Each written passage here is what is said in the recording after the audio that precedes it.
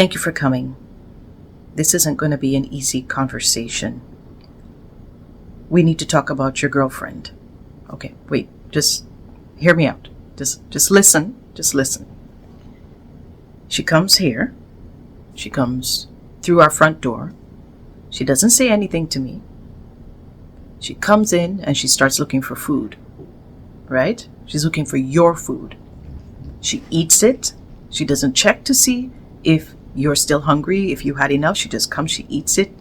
She goes into your room and she just takes anything she likes. She takes your stuff, takes your things, takes the things that we bought for you with our hard-earned money and breaks it or discards it or just walks out with it.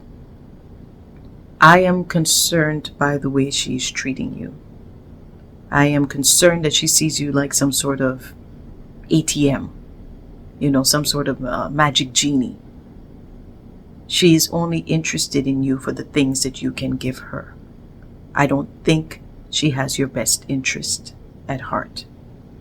And I have filmed some of this. I know you're going to be like, oh, invasion of privacy and all of that, but I knew that you would have a difficult time believing me because you're in it, so you don't see how she is using you.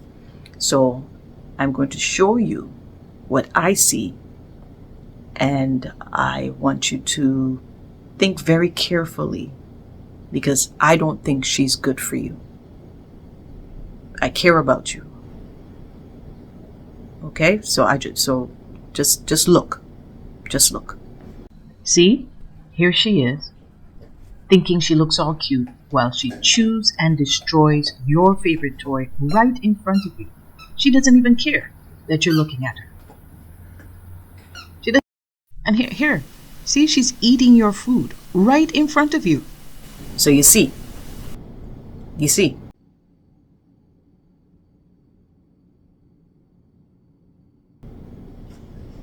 All right. You still want to keep her? That's your decision. You're grown. But I've said what I had to say. There's just no reasoning with some dogs, I tell you. Hello, everybody, and welcome to Art and the Word. I'm your host, Nicole Georges Bennett. I am, as always, fantastically happy that you've decided to join me today. So as I begin this new sketch in my sketchbook, thank you very much, Christine, for this wonderful gift. It's really been working out. I'm kind of thinking that maybe sometimes I'm just like Simba's girlfriend when it comes to my relationship with God. Maybe I treat God like an ATM at times or a magic genie, expecting him to listen to my prayers and to answer them exactly as I please. However, in sweeterthanhoneyblog.com, I found this article that talks about seeking God's face versus always seeking his hands. Now, you might be wondering, what does that mean? So, seeking God's face reveals God to us. His face reveals his love, his compassion, his grace, his favor, his pain, his wrath, his mind, his heart. So seeking his face is not seeking his physical face or even imagining what God's face looks like.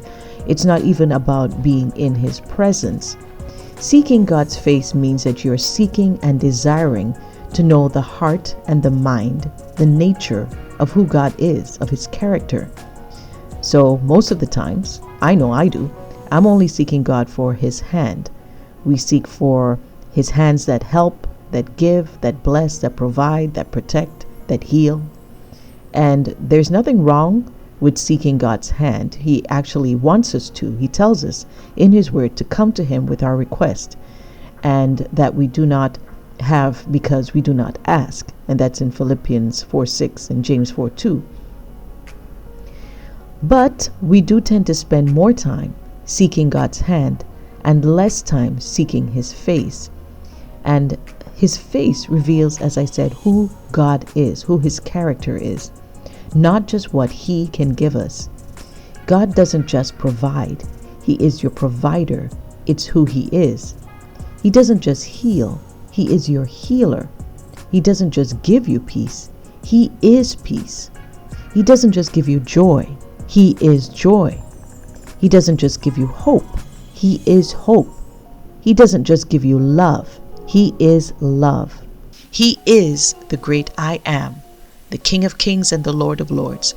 By seeking God's face and understanding who He is, we can see and know the heart and the mind of God. How much time do you think you spend seeking God's face, trying to find out who He is, what His nature is, what His character is? Do you spend more time seeking His hand, what He can give you? We have to be intentional in seeking God's face because it's so much more natural and easier to always seek His hand.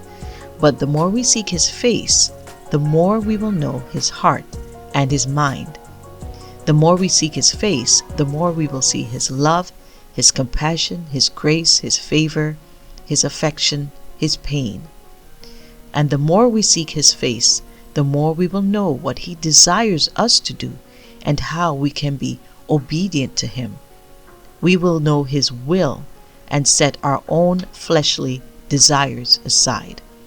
Jeremiah 29:13 says, "You will seek me and find me when you seek me with all your heart." So let's pray and ask the Lord to help us to seek Him with all of our hearts, to seek His face and not just His hands. Well, I certainly hope you enjoyed that devotional from sweeterthanhoneyblog.com. Thank you so much for watching, everybody. And remember, today, what are we doing? We're seeking God's face and not just His hand. And always be creative for the kingdom. See you next time.